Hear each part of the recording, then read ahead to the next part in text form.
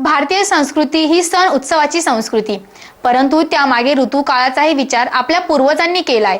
सूर्य मकर संक्रांतीत प्रवेश करतो तेव्हा मकर संक्रांत हा सण साजरा केला जातो। तिळगुळ वाटले जातात। हिवाळ्यातील थंडीचा विचार करूनच उष्ण असा तीळ त्यासोबत गुळ देऊन शारीरिक समतोल राखला जातो। त्यामागे सर्वांचे आरोग्य चांगले राहावे, सामाजिक एकोपा साधला जावा यासारखे उद्देश आहे। संक्रांतीच्या पूजनासाठी बाजारात बोळकी 5 पूजेच्या वस्तू यांची रेलचेल असून रंगबिरंगी तिळगुळाची दुकानेही थाटली होती।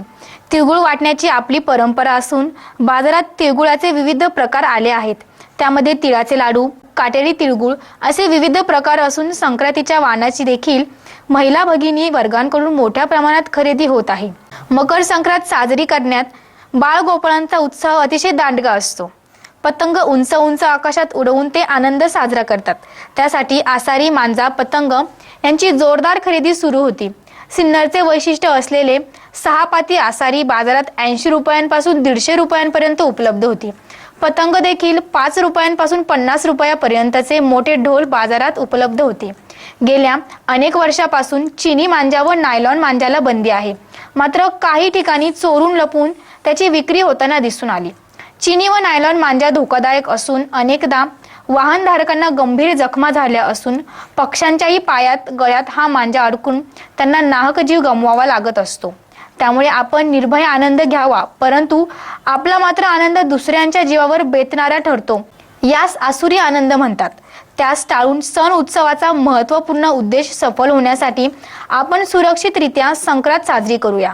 पालकांनी देखील आपल्या मुलांचे अनावश्यक हट्ट पुरवण्याऐवजी त्यांना योग्य मार्गदर्शन करावे। तसेच घराच्या गच्चीवरून अथवा धोकादायक ठिकाणाहून पतंग उडवण्यास मज्जाव करावा।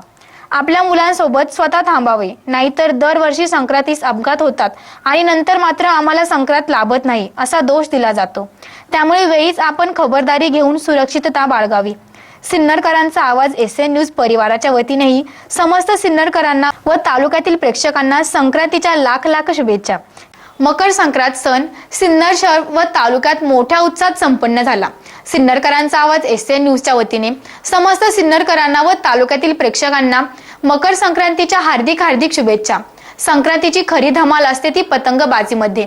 दिवसभर निरभ्र निळे आकाश रंगबिरंगी पतंगांनी जणू आच्छादूनच गेले होते।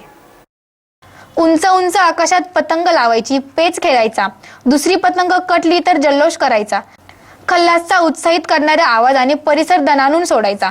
DJ साऊंड सिस्टीम सोबतच ढोल ताशे लावून पतंग शौकीन दिवसभर पतंगबाजी करण्याच्या आनंदात न्हावून निघत होते। पतंगासोबतच त्यांचे मनही उंच उंच आकाशात भरारी मारत होते, किंबहुना त्याहूनही पुढे जात होते। मनाची हीच भरारी नियमित राहो, त्यांच्या इच्छा आकांक्षाही अशाच उंच व उच्च दर्जाच्या राहो। आकाशात भरारी मारण्याची त्यांची उर्मी अशीच टिकून राहो। यशाचे उच्च शिखर गाठण्याची त्यांची जिद्द त्यांच्या मनामध्ये निर्माण हो। याच सिन्नरकरांचा आवाज SN न्यूजच्या वतीने समस्त सिन्नरकरांना आणि तालुक्यातील बालगोपालांना, प्रेक्षकांना आणि पतंग शौकीनांना हार्दिक शुभेच्छा। तिळगुळ वाटून गोड बोलण्याचा, मागील हेवे दावे विसरून एक होण्याचा, सामाजिक एकोपा राखण्याचा एक वैशिष्ट्यपूर्ण सण। बाळगोपाळांना आनंदाचा ठेवा देणारा, महिला भगिनी वर्गामध्ये उत्साह भरणारा संक्रांतीचा हा सण म्हणजे भारतीय संस्कृतीचे एक आगळेवेगळे प्रतीक। मोठ्यांनी आशीर्वाद द्यायचे व समवयस्कांना तिळगुळ देऊन त्यांचे भले चिंतायचे। लहानांना आशीर्वाद देऊन त्यांच्या पाठीशी ठामपणे उभे राहायचे, हेच या सण उत्सवाचे फलित। तीळ व गुळ देऊन मागील वर्षभरात झालेली छोटी मोठी भांडणे, राग अथवा हेवे दावे विसरून पुन्हा एकत्रित यावे, सर्वांनी एकत्रित राहावे, आनंदाने वागावे, हाच उद्देश या मागे असतो। एकमेकांना भेटून तिळगुळ देत गोड बोलण्याचा आग्रह करणारी आपली भारतीय संस्कृती किती प्रगल्भ आहे याचेच दर्शन यातून घडते। सर्वांना समान वागवावे, स्नेहबंध जुळवावे, जीवनात कटुता न बाळगता आपुलकी जिव्हाळा निर्माण करावा, हाच संदेश देणारा मकर संक्रांतीचा सण म्हणजे सर्व सणांमधील एक वैशिष्ट्यपूर्ण असा सण।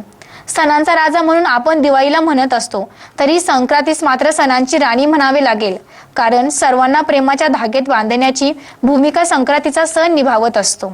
SN न्यूज साठी अक्षय गायकवाड। आज 14 जानेवारी मकर संक्रांतीचा सण आहे। या सणाला विशेष महत्त्व आहे।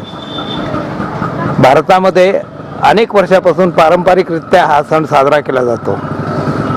या दिवशी खरोखर एकमेकाचं प्रेमाचं नातं वृद्धिंगत व्हावं म्हणून तिळगुळ, गोड तिळगुळ हे सर्वांना वाटप केलं जातं.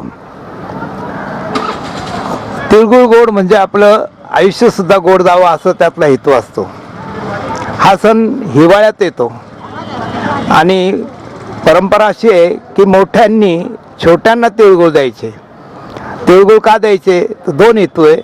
एक, गोड संबंध निर्माण व्हावे, कटुता नाहीशी व्हावी, आणि हिवाळा असल्यामुळे त्याला वैज्ञानिक सुद्धा महत्त्व आहे.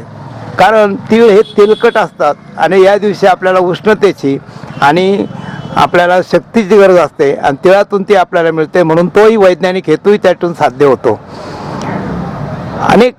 भारतामध्ये अनेक परंपरा आहे. तिळगुळ हे मोठ्याने लहानाला द्यायचे. आपण सोन्याला शमीची किंवा आपटेची पानं सोनं म्हणून वाटतो. सोनं हे लहान्यांनी मोठ्याला द्यायचं आहे, कारण लहान्यांनी मोठ्यांचं, वृद्धांचं, म्हाताऱ्या माणसाचं संरक्षण करावं, त्यांना सहकार्य करण्यासाठी लहान्यांनी सोनं द्यायचं. असं अनेक परंपरा, अनेक सण त्या ठिकाणी निराळ्या उद्देशाने साजरे केले जातात. केवळ आध्यात्मिक किंवा सामाजिक उद्देश तर त्यात आहेच आहे, परंतु वैज्ञानिक दृष्टिकोन ठेवून आपल्या पूर्वजांनी हे सण आपल्या भारतामध्ये निर्माण केलेले आहे. आज या मकर संक्रांतीनिमित्त आपल्या सर्व लहान थोर बंधू भगिनींना सगळ्यांना मी मनपूर्वक शुभेच्छा देतो आणि आपण सर्वजण प्रेमाने वागाल हीच अपेक्षा व्यक्त करतो.